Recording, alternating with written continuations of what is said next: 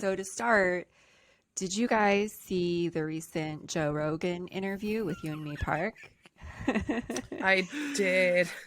I I was going to be honest, I saw it drop and I was like, oh God, not this again. And then I was actually gonna not watch it, not listen to it. And then Amanda, you approached me to be like, hey, do you want to talk about it? I'm like, oh crap, I have to listen to it now. So I Yeah. did. I Well, didn't so want to, but I did. there are, uh, I didn't listen to the whole thing, but there are two things that are like kind of remarkable about this interview, two stories in which she talks about. The first one is this story that she also told on Jordan Peterson's podcast when she went on there a couple months ago. And it's about how the hospitals in North Korea are always like overrun because, there's so many sick people and so many people dying. And so she claims that, like, there are just like starving children in these hospitals, and they're like forced to eat these rats because they're starving, and then the children Oh die yeah. after eating the rats, and then the rats are then eat the children, Oh God. thus completing like the circle of life of rats and children eating each other. And then the second story was she claimed that the train station in North Korea just has piles of dead bodies, right? And, there's one train station in North Korea, and it has one destination, which takes it one entire month to make.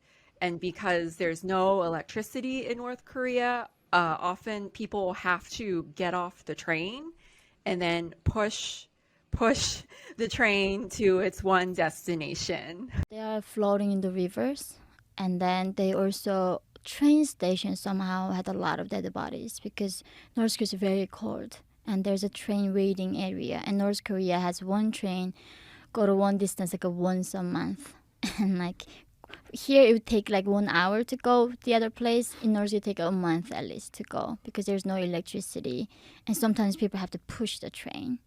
they have to push the train. Yeah.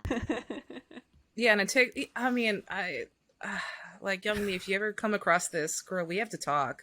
I don't know what's going. Like, we have to talk. She. Uh, Yeah, no, sorry. Go ahead.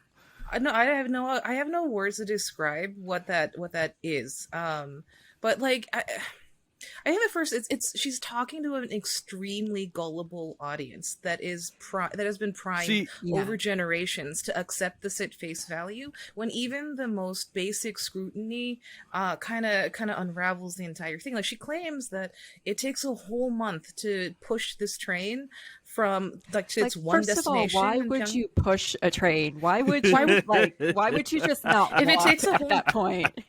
You technically could walk the entire length of North Korea from its very northernmost tip to its southern. Like, you can cross the whole thing on actually, foot in less than a month. there's a really funny Why story. would you need a train? There's an ambassador to like North Korea from Russia, and I don't know why, but the trains weren't working, and so there's like he and his family went on this little cart, and it had like this thing where you like there's two people on both sides, and you pull it down, and it you know what I'm talking about? It's like a pedal, and Oh, it's like yeah, a hand driven like cart thing, and they just took that back to Russia because like it was during the pandemic, so everything was like shut down, including like most travel. So I mean that's one option to take, that's what the Russians did. But just going off of that, like she makes some ridiculous claims, and it just borders. My problem with her is I think she discredits, people who actually have left North Korea for whatever reason. There are various reasons people do it that are political, economic, et cetera, et cetera. It's just migration is just a thing that happens. Chinese people. There were points when they went to North Korea because North Korea had built up its economy very quickly after the Korean War, and the living standard was actually higher there than in some parts of China, so they went there. And some Japanese, people went to North Korea, who with their like spouses who were, pro-North Zainichi Koreans. But yeah, like you think that is ridiculous in terms of claims. I've seen some stuff that she has said. I think at one point she claimed that this wasn't in the Joe Rogan podcast, but she claimed, I think, in some speech that North Koreans didn't know where Africa was, and I was like, I've heard "Are this you one. Yeah, yeah. Well, like yeah, she where claims the on the Joe Rogan podcast that she did not know what an American know what a trash can looked like, was?" and I I was presume like, she meant what a white person looked like. "Have you looked at?" Like she claims that she did not know she was Asian. Like this is like Oh, it's the yes, her self she- conception of the North Korean people's entirely like She- derivatives of the Kim family, not even connected to like the rest of Asia. She has claimed there's an Instagram post she made earlier, and actually Shang Yu showed me this, which is how I found out, because I just don't want anything to do with Yeonmi Park, because it's just so annoying listening to her. Like, there's no real purpose for her to be there other than the fact that she's just a useful tool, because there's a lot of people who defected from North Korea who will disagree with her, and they often don't get talked about. There's maybe I'll talk about this a little later, but this Instagram post, she was posing with some guy of Arab descent in the United States, obviously, and she claimed that North Koreans didn't know what other races were. And I was like, I've heard this. if you look at like the propaganda, I mean, she literally claimed in like her Fox News interview about why critical race theory is worse than Juche. She claimed that North Koreans were taught to hate the American bastards, which is, true for, various reasons, that they do not really like the United States for a lot of the tensions and war they've had. But she literally says they are taught to hate the American bastards. American bastards are not Koreans, they're portrayed as white in the propaganda posters. And, so it's like, which one is it? It's the thing is, I've actually, had these, I've been to Pyongyang before. Oh, interesting. Yeah, it's not hard. People think it's like, oh my god, did you just risk death? Like, no, I walked in. Like, what the hell? Yeah, they always talk about Otto Warmbier. It's like, yeah, well, don't be a dumbass in a country with like strict rules. Like, yeah, I left my 2 kilotons of meth at home, and it was fine. Like, it was really not a big deal. But like, I mean, just be cool. Just take a courtesy amount of meth with you. Yeah, just be chill. But like you go into the city and like North Korean art is very, humanist, right? It centers like man or mankind. There's a lot of depictions of humanity, like people around. There's clearly statues and art, like public artwork that depicts people of other races, right? There's a giant on statue its face, in Africa. This claim that she just literally had no idea what a white American person looked like is it's ludicrous. Yeah, I've also heard the claim that Shin was talking about earlier, that North Koreans don't know like what Africa is or where it is, which is like pretty ridiculous, because North Korea and Africa have had like diplomatic and economic ties for a long time. So how could these people like not know what an entire continent is, especially one that they have like relations? She also claims that North Koreans hate black people. Yeah. She's made that claim about South Koreans too. But so did she complain about getting robbed by 3 black people? Yeah, she did. And she was like, I can't call the cops because that's racist now. Yeah, so let's talk about like where she came from, because the list of like, if we wanted to like unpack all the BS, we'll be here for weeks and weeks. She's been at this, like, we're basically unpacking like the US propaganda arm since like the 1950s. So pulling it back some, Amanda, back some. She made her first appearance as a 21-year-old in 2014 at the One Young World Summit in Dublin, and she comes on stage. And you can find videos of it online. She's wearing like a traditional Korean like robe, which is like a sort of inappropriate for the situation, but it's like a way of self-orientalizing, so that these things are always meant to appeal to like a Western liberal audience, to Western liberal sympathies, right? So male. Huh? Male. I just slid that in there. Yeah, It's yeah. North Korea is an unimaginable country. There is only one channel on TV. There is no internet. We aren't free to sing, say, wear, or think what we want. North Korea is the only country in the world that executes people for making unauthorized international phone calls. North Koreans are being terrorized today. When I was growing up in North Korea, I never saw anything about love stories between men and women. No books, no songs, no press, no movies about love stories. There is no Romeo and Juliet. Every story was propaganda to brainwash us about the Kim dictators.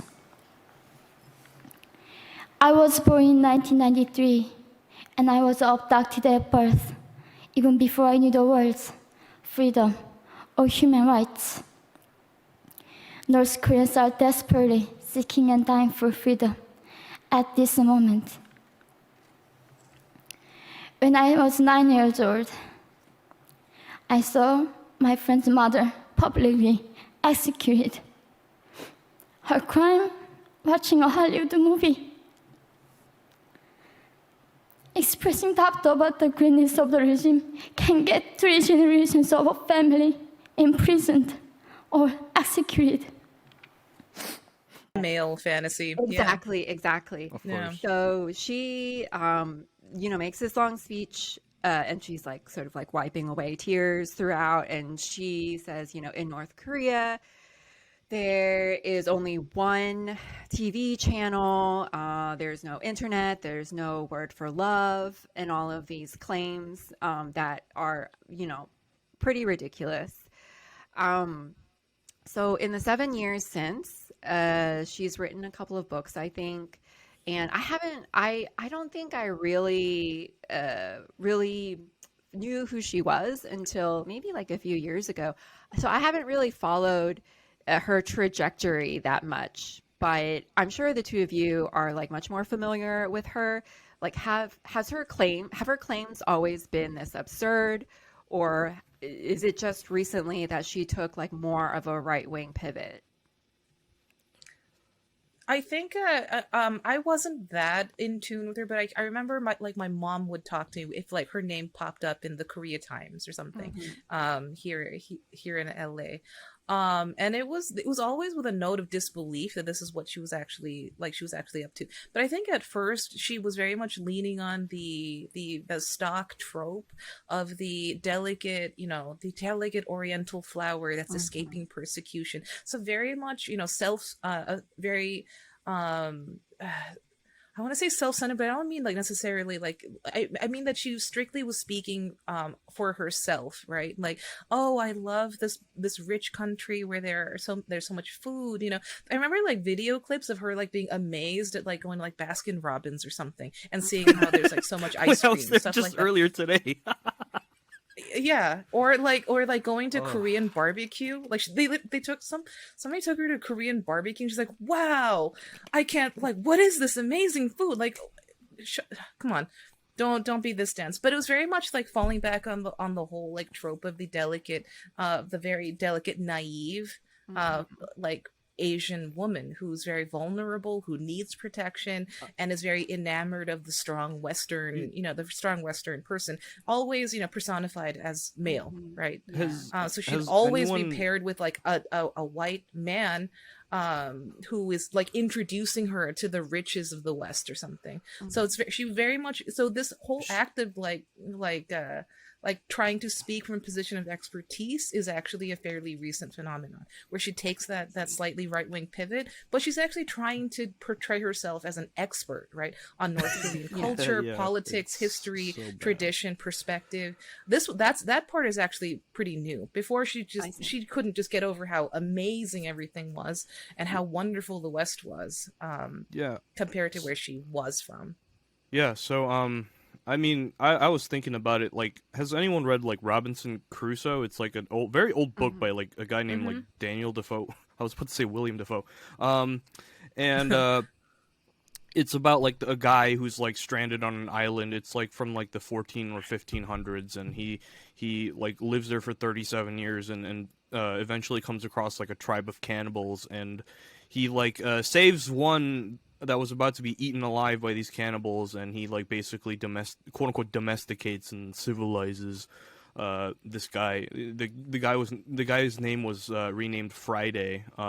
Yeah, she kind of reminds me of Friday from the Adventures of Robinson Crusoe.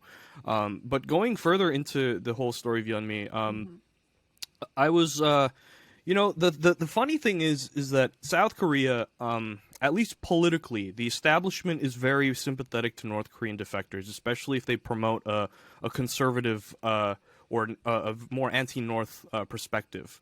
But generally speaking, like at least politically, at least in words, they do have sympathies with North Korean defectors. At least they claim. Of course, when you look deeper, there's actually cases of a lot of these defectors like starving or wanting to go back to North Korea, and they can't, and they're kind of just stuck working these working class jobs, and there's employment discrimination and cultural discrimination. But this is a country that's very sympathetic to that cause because it is because they do not like the North Korean government. Are you talking about South Korea? Yes, I'm talking about South Korea. Okay. And this is in the last election, the general elections in 2020, they elected 2 North Korean defectors. One of them was a high-profile diplomat by the name of Tae Young-ho, and he was like a diplomat from North Korea in the UK in London, and then he defected, and him and some other guy, I forgot his name, were elected to the National Assembly under the conservative Future Korea Party. They change their name like every 3 months or some shit. The Future Korea Party, just to show you like how much they sympathize. And they used to have Yeonmi on a television show called Now on My Way to Meet You. Yes. And they actually brought on her mother, and this is actually talked about in the Diplomat article from 2014 that a lot of people bring up when they talk about Yeonmi Park. And they brought on her mother, and they were like, when we talk about stories of people eating grass or people struggling to eat, the mother says, oh, that never happened, directly contradicting like what she said. So it seems like she's always made these kinds of claims, and at some point the South Korean media have scrutinized a lot of the things that she says. And there's a reason why she doesn't make content in Korean anymore. It's not because one day she randomly decided to start speaking English and only in her videos. It's because the South Korean media does not take her seriously anymore. They do bring on high profile defectors and just North Korean defectors on television all the time. There's like a show like named after like Moranbong, like the hill in North Korea, and it's like they have defectors doing skits on there about like North Korea. And for them to reject her really says a lot about her credibility, considering that this is the country that is supposedly very sympathetic to North Korean defectors.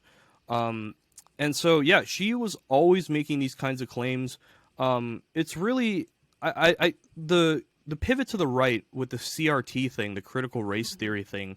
No one can. I don't think I could say I was surprised by that. I was like, okay, she's eventually going to have to, pay for an expensive apartment somehow in Chicago. I get that the grift is real. And conservatism is a great place to grift. I'm sure the people selling like horse dewormer are making bank right now. It's like GameStop went to the moon again.